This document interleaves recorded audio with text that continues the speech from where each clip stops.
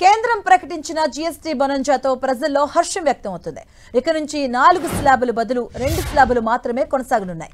US సుంకాలతో దేశీయ కంపెనీలకు ఉపశమనం కలిగించేలా కేంద్రం ఈ నిర్ణయం తీసుకుంది. దీంతో దేశీయంగా వినిమయం భారీగా పెరిగే అవకాశం ఉందని కేంద్రం అంచనా వేస్తుంది. అయితే ఇందులో లగ్జరీ కార్లు, గుట్కా, పొగాకు ఉత్పత్తులు, సిగరెట్లు మాత్రం ఉండవు. వీటిని ప్రత్యేక స్లాబులుగా కేంద్రం ప్రతిపాదించారు. వీటిని ప్రత్యేక కేటగిరీ 40% స్లాబులుగా జీఎస్టీ పాలక మండలి ప్రతిపాదించింది. జీఎస్టీ భారం తగ్గడంతో త్వరలో ఎలక్ట్రానిక్ పరికరాల ధరలు భారీగా తగ్గనున్నాయి. ఇప్పటి వరకు 28% స్లాబుల్లో ఉన్న ఏసీలు, టీవీలు, కంప్యూటర్ మానిటర్స్, ప్రాజెక్టర్స్, అలాగే డిష్ వాషింగ్ మిషన్స్ ఈ నెల 22 నుంచి 22 స్లాబుల్లోకి మారబోతున్నాయి. ఈ ఎఫెక్ట్ తో పలు ఎలక్ట్రానిక్ ఉపకరణాల ధరలు భారీగా దిగిరాబోతున్నాయి. జీఎస్టీ రేటు 10% తగ్గడంతో ప్రస్తుతం దాదాపు 40,000 రూపాయల విలువ ఉన్న సాధారణ ఏసీల ధర దాదాపుగా 3,000 రూపాయలు దిగొచ్చే అవకాశం ఉంది. ఇక 32 ఇంచెస్ కంటే పెద్ద ఎల్ఈడి, ఎల్సీడీ టీవీల ధర కూడా భారీగా తగ్గిపోతుంది. ఇక కంప్యూటర్ మానిటర్లు, ప్రొజెక్టర్ల ధర కూడా భారీగా తగ్గించేందుకు కంపెనీలు సిద్ధమవుతున్నాయి. ఇక డిష్ వాషింగ్ మిషన్ విభాగంలో full automatic, semi automatic, entry level washing machine ధర కూడా ప్రస్తుతం ఉన్న ధరలు దాదాపు 8% తగ్గే అవకాశం ఉంది. ఇక నిత్యావసర వస్తువుల భారం కూడా భారీగా తగ్గబోతుంది. Hair oil, shampoo, toothpaste, సబ్బులు, అలాగే టూత్ బ్రష్, షేవింగ్ క్రీమ్లు ఇప్పటి వరకు 18% స్లాబుల్లో ఉండేవి. ఇక తాజాగా వీటిని 5% స్లాబుల్లో చేర్చారు. అంటే వీటి ధరలు దాదాపు 11% పైన తగ్గే అవకాశం ఉంది. ఇక 12% స్లాబుల్లో ఉన్న వెన్న, నెయ్యి, మజ్జిగ, పాల ఉత్పత్తులు, ఇక ప్రీ ప్యాక్డ్ క్రీమ్, అలాగే భుజియా, మిక్చర్, వంట సామాగ్రి, పాల సీసాలు, బేబీ నాప్కిన్స్, ఇక క్లినికల్ డైపర్స్, కుట్టు మిషన్లు, వాటి విడి విభాగాలు ఇకపై 5% స్లాబుల్లోకి మారబోతున్నాయి. దీంతో ఈ ప్రోడక్ట్ ధరలు 5 నుంచి 6% తగ్గే అవకాశం ఉంది.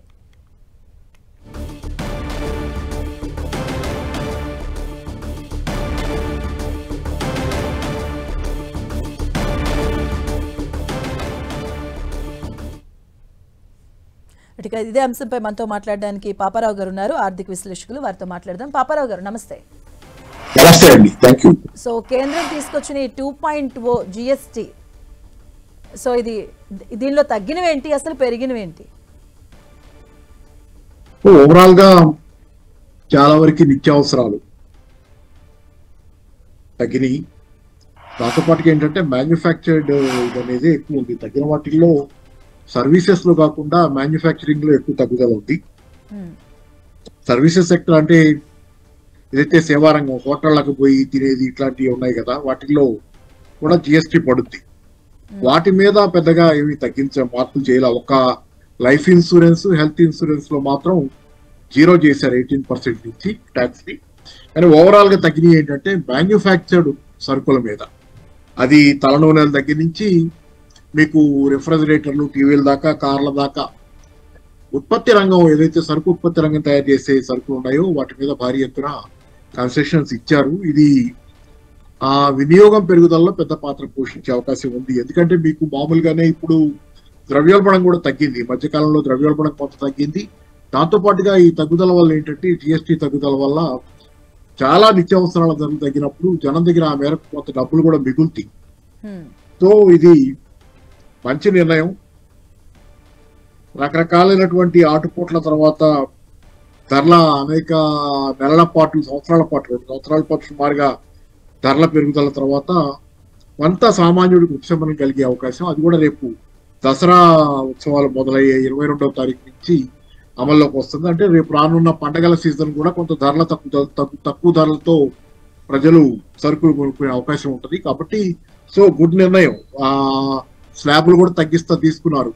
ఇది 5%, 18% మాత్రమే ఉంటాయి. ఇప్పుడు 12% స్లాబ్, 28% స్లాబ్ తీసేశారు. మంచి నిర్ణయం. అయితే ఏంటంటే జనరల్ గా ఉన్నటువంటి ఇది ఏంటంటే 12% స్లాబ్ లో తక్కువ సరుకులే ఉన్నాయి అనేది ఒక ఇది మెజారిటీ. ఒక 5% ఈ వేటి మీద అయితే జిఎస్టీ పడుతుందో వాటన్నిటిలో ఒక 5% సరుకులు కానీ 12% స్లాబ్ కింద ఉంది. కాబట్టి ఈ 12% స్లాబ్ ని ఎత్తేయటం వల్ల దాని మార్చడం వల్ల ఉపశమనం లభించేది. కానీ ఏదైనా కానీ ఒకవేళ 5% తగ్గిస్తే కేవలం 5% మేరకే ఆ వస్తువులకు అనేది ఒక జనరల్ అండర్స్టాండింగ్. కానీ వాళ్ళ మొత్తం మీద మనకి కన్సంప్షన్ లో ఉపయోగం దేనిలో తగ్గుతాయో చూసుకుంటే ఆఖరికి మెడిసిన్స్ మీద కూడా నిత్యం 33 రకాల లైఫ్ సేవింగ్ డ్రగ్స్ మీద 0 చేశారు. అలాగే మిగతా మెడిసిన్స్ మీద 5% చేశారు. వైద్య పరికరాల మీద తగ్గించారు 5%. సో చాలా వరకు చాలా మార్పులు ఉన్నాయి. ఇదంతా మంచిది. ఇది ఎప్పుడో జరిగి ఉండాల్సింది. ఎందుకంటే చేతులు గాలిన తర్వాత ఆకులు పట్టుకున్నట్లుగా చాలా పెద్ద ఎత్తున ఈ మధ్య కాలంలో ప్రజల కొనుగోలు శక్తి పడిపోయింది. ద్రవ్యోల్బణం వల్ల కావచ్చు, ఆదాయాలు తగ్గిపోయి కావచ్చు, ఓవరాల్ గా కోవిడ్ అనంతర కాలంలో చాలా ప్రజల కొనుగోలు శక్తి పడిపోవటం, ఉపాధి అవకాశాలు తగ్గటం ఇట్లాంటివన్నీ జరుగుతున్నప్పుడు మొదట్లోనే చర్యలు తీసుకుంటే పట్టాలు తప్పేది కాదు ఆర్థిక వ్యవస్థ చాలా వరకు. కానీ ఏంటంటే ఇప్పటికైనా కొంత ఈ చర్యలు తీసుకోవడం అనేది మంచిదే. ఎందుకంటే ఇంతకాలం పాటు చాలా పెద్ద ఎత్తున ప్రభుత్వం జిఎస్టీ ద్వారా ఆర్జిస్తుంది. కానీ ప్రజలకి రెండో పక్కన మాత్రం అది పెరుభారంగా ఉంది. మీకు ఉదాహరణ తీసుకుంటే direct taxes, indirect taxes. Direct taxes అంటే income tax, corporate income tax. Corporate income tax overall గా దాని ద్వారా వచ్చే ఆదాయం ప్రభుత్వానికి తగ్గింది.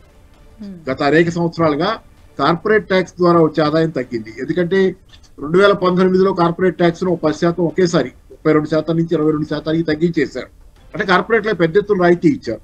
కానీ పర్సనల్ ఇన్కమ్ ట్యాక్స్ ఏదైతే మధ్యతరగతి చిన్న వ్యాపారులు ఉద్యోగులు కడతారో అది ఆ మొత్తం పెంచుకుంటా వస్తుంది గవర్నమెంట్. అంటే వాళ్ళ మీద ఎక్కువ భారం వేస్తుంది వాళ్ళ మీద. అంటే ఏదైతే 12% నుంచి 5% స్లాబ్లకు మార్చారో, అంటే మధ్య తరగతి ప్రజలకు మేలు జరుగుతుంది అని మార్చారో, నిజంగా అందులో చూస్తే అందులో వస్తువులు కూడా తక్కువగా ఉన్నాయి కదా. సో ఆ రకంగా మేలు జరుగుతుందా అసలు? అదే అంటే కాకపోతే ఏంటంటే కన్సిడరబుల్ నెంబర్ ఆఫ్ దెమ్ మామూలు మధ్యతరగతి చాలా వస్తువులు మధ్యతరగతి వినియోగించే వస్తువులు కూడా ఉన్నాయి. ఇప్పుడు చాలా కొన్ని రకాల మరీ పేదవాళ్ళు ఉపయోగించలేని చాలా ఉన్నాయి. ఏది మన కార్లు ఇట్లాంటి చాలా బాగా పేదవాళ్ళు, అంటే పేదవాళ్ళు ఒక స్థాయి వాళ్ళు కూడా కార్ల లాంటి ఎటుకుడి కొనరు కాబట్టి దానిలో వచ్చినటువంటి ఉపశమనం వాళ్ళకే ఉపయోగపడదు పడదు. కానీ 12% స్లాబ్ ఎత్తేయటం వల్ల తక్కువ తరహా వస్తువులే ప్రభావితం అవుతాయి. 5% వస్తువులే ప్రభావితం అవుతాయి. అయితే అవి కన్సిడరబుల్ గా ఎక్కువ వాడే వస్తువులు, ప్రజలు ఎక్కువగా వాడేవి. ఇది నిత్యావసరాలు. మీకు వెన్న, నెయ్యి అట్లాంటివన్నీ, పాల మీద కూడా ఉపశమనం ఉంది ఇక్కడ. అలాగే నేను అనుకుంటాను ప్యాక్డ్ ప్రొడక్ట్స్ అనేది ఏదైతే ప్యాకేజింగ్ చేసి అమ్ముతారో వాటి మీదల్లా ట్యాక్స్ వేశారు. లాస్ట్ టైం 5% దాకా ట్యాక్స్ వేశారు. అది కూడా ఈసారి నేను కరెక్ట్ గా గమనించలేకపోయాను. కొంత ఉపశమనం ఉంటుంది ఖచ్చితంగా.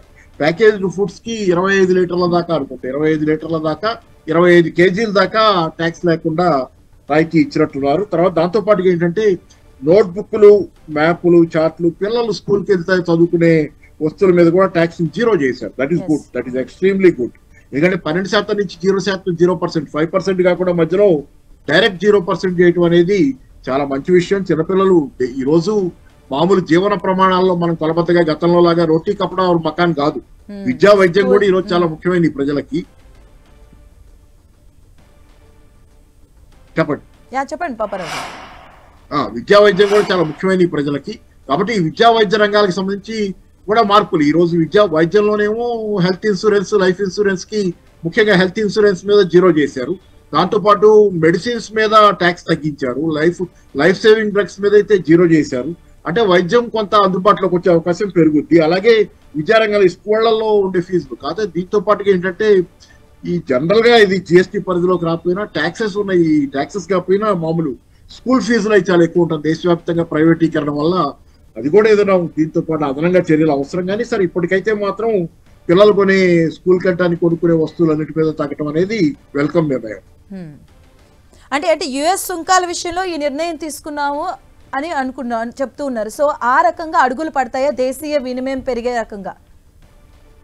కొంత ఖచ్చితంగా పెరుగుద్ది దేశీయ వినియోగం. అయితే ఈ మధ్యకాలంలో ఆదాయాలు పడిపోతున్నాయి. ఇది సరే ఈ మధ్యకాలంలో నేను ఇందాక చెప్పినట్టు చేతులు గాలిన తర్వాత ఆకులు పట్టుకున్నట్టు అని మీకు డిమానిటైజేషన్ నుంచి మొదలైంది. డిమానిటైజేషన్ నుంచి దేశంలో ఎంఎస్ఎంఈలు దెబ్బతింటం మొదలైంది. ఆ రోజే స్మాల్ అండ్ మీడియం ఎంటర్ప్రైజెస్ దెబ్బతిన్నాయి, చిన్న వ్యాపారస్తులు దెబ్బతిన్నారు, చాలా మందికి ఉపాధి పోయింది, నష్టపోయారు ఉపాధి. తర్వాత జిఎస్టీ వచ్చిన తర్వాత బాగా నష్టపోయారు. తర్వాత చిన్న పరిశ్రమలు పోయినాయి, చాలా మందికి ఉపాధి దెబ్బతింది. తర్వాత కాలంలో మీకు కోవిడ్ వచ్చిన తర్వాత కోవిడ్ అరకొర చర్యలు, ప్రభుత్వం తీసుకున్న అరకొర చర్యలు, అప్పులు ఇస్తా ఉంటారు. ప్రధానికి అప్పు తీసుకోవడానికైనా కట్టే సామర్థ్యం ఉండాలి కదా. అప్పులు ఇస్తా ఉంటారు తప్పితే డైరెక్ట్ సాయం చేసింది లేదు. దానివల్ల కూడా చాలా జీడిపి పడిపోవటం కానీ ఉపాధి అవకాశాలు దెబ్బతింటం కానీ. తర్వాత కాలంలో మీరు ఇప్పుడు చూసుకుంటే లేటెస్ట్ పరిణామాల్లో మీకు మామూలుగా ఈ టారిఫ్లు వచ్చిన తర్వాత ఇప్పుడు ఆంధ్రప్రదేశ్ లో అయితే ఏక్వారంగం పెద్ద ఎత్తున, ఏక్వారంగం అంటే మన స్ట్రింప్, రొయ్యలు వీటి ఎగుమతులు భారీ ఎత్తున దెబ్బతినే అవకాశం, అలాగే టెక్స్టైల్స్ ఎగుమతులు దెబ్బతినే అవకాశం ఉంది. తమిళనాడు లాంటి చోట్ల దాని ఎఫెక్ట్ ఉంటుంది, జెమ్స్ అండ్ జ్యువెలరీ గుజరాత్ లాంటి చోట్ల దాని ఎఫెక్ట్, అలాగే మీకు ఇంకా ఇతర పాదరక్షలు ఇట్లాంటి అంటే లెదరు, చాలా రంగాల మీద ఉపాధి పోయే ప్రమాదం ఇప్పుడు వచ్చి పడింది. అంటే ఓ పక్క మనం ఏదో రిలీఫ్ ఇస్తున్నాం జనానికి అని చెబుతున్నాం కానీ అసలు కొనుగోలు శక్తి ఉంటే కానీ రిలీఫ్ ఉపయోగపడదు కదా. వాళ్ళకి తక్కువ ధరలకు దొరుకుతున్నాయి కానీ ఆదాయాలు ఉన్న వాళ్ళకి తక్కువ ధరలకు దొరికితే కనుక అది ఉపశమనం. కానీ ఆదాయాలే పడిపోయే పరిస్థితి ఈ మధ్య కాలంలో జరుగుతున్న పరిణామాల్లో టారిఫ్ వారి వల్ల ఇవాళ లక్షలాది ఉద్యోగాలు పోయే ప్రమాదం ఈ దేశంలో.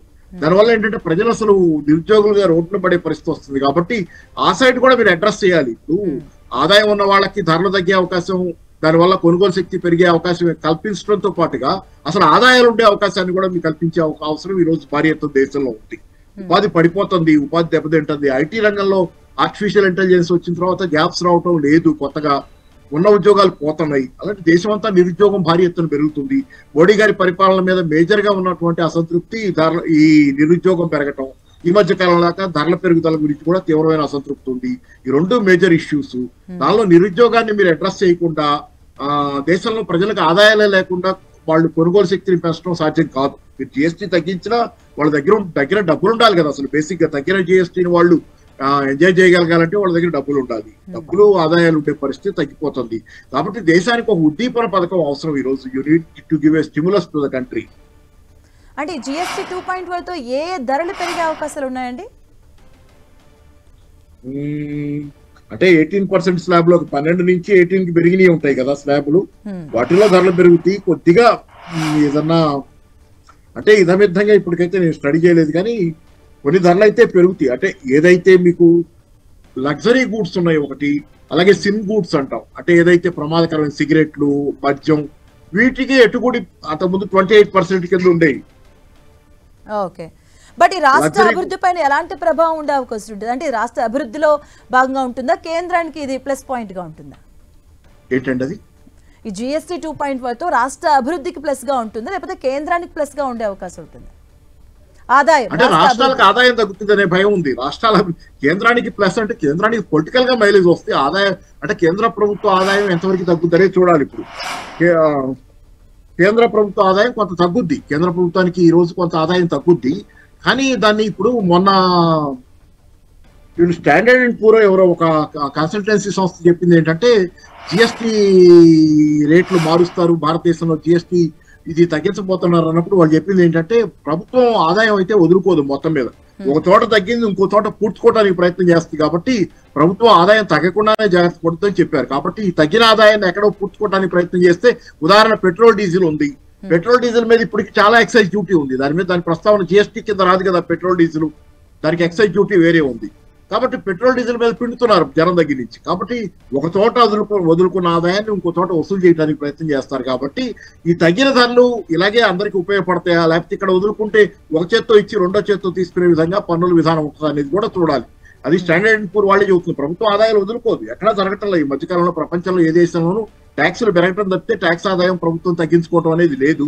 సో ఓవరాల్ గా అట్లాంటి విధానాలే కొనసాగుతున్న మన దేశంలో కూడా వీడు ప్రభుత్వం ట్యాక్స్ ఆదాయం తగ్గడానికి ఇష్టపడదు.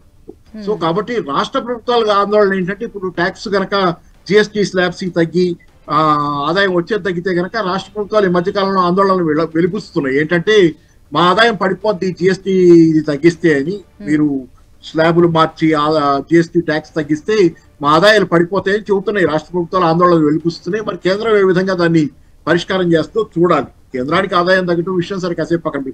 దీనిలో ప్రధానంగా ఇంకోటి ఏంటంటే ఇక్కడ జిఎస్టీ వెయిట్ల జిఎస్టీ ఒక ట్యాక్స్, జిఎస్టీ ద్వారా వసూలు చేసిన డబ్బుల్లో కేంద్రం వసూలు చేసిన డబ్బుల్లో రాష్ట్రాలకు వాటా వస్తుంది. కానీ సెస్లు సర్ఛార్జీలు వేస్తున్నారు ఒక పక్క. సెస్లు సర్ఛార్జీల్లో రాష్ట్రాలకు వాటా రాదు, ఆదాయంలో కేంద్ర ప్రభుత్వానికి డైరెక్ట్ వెళ్ళిపోతాయి. సెస్లు సర్ఛార్జీల ద్వారా కూడా వసూలు చేస్తుంది కేంద్ర ప్రభుత్వం చాలా పెద్ద ఎత్తున ట్యాక్సులు, కానీ ట్యాక్స్ గా పరిగణించబడవు. దాని ద్వారా వసూలైన డబ్బులు కేంద్రం దగ్గరే ఉండిపోతాయి, రాష్ట్రాలకు వాటా ఇవ్వక్కర్లా. కాబట్టి ఇట్లాంటిది పెరిగిపోయిన తర్వాత రాష్ట్రాలకు వచ్చే ఆదాయం ఇప్పటికే పడిపోయింది. 41% finance commission 15th finance commission ప్రకారం రాష్ట్రాలకి 41% వాటా ఇవ్వాలి కేంద్రానికి వచ్చిన ఆదాయంలో. ఇప్పటికే అది 30%, 35% లోపే ఉంటుంది, ఆ మధ్యలోనే ఉంటుంది రాష్ట్రాలకు వస్తుంది. 41% రావటల్లా, పూర్తి స్థాయిలో రాష్ట్రాలకు వాటా రావాల్సింది. ఎందుకంటే సెస్లు సర్చార్జీలు వేసి దాని ద్వారా ఏంటంటే కొంత ఆదాయాన్ని రాష్ట్ర ప్రభుత్వాలకు పంచకుండా కేంద్రం తనట్టి పెట్టుకుంటుంది. సో ఇట్లాంటివన్నీ చాలా సమస్యలు ఉన్నాయి. కాబట్టి ఏంటంటే ఈ రోజు తగ్గిన ఆదాయాన్ని కేంద్ర ప్రభుత్వం రాష్ట్రాలకు ఇచ్చే వాటాన్ని తగ్గించడం ద్వారా భర్తీ చేసుకుంటుందా, లేకపోతే ఇంకెక్కడైనా వసూలు చేసుకుంటుందా అనేది చూడాలి. రైట్ అండి, థ్యాంక్ యూ సో మచ్ అండి పాపారావు గారు. Thank you.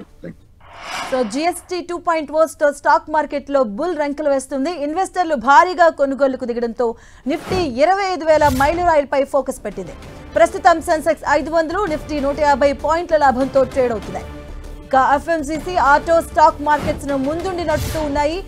M&M, Bajaj finance, Trent, Grasim, Eicher Motors Nifty top gainers గా ముందుకెళ్తున్నాయి.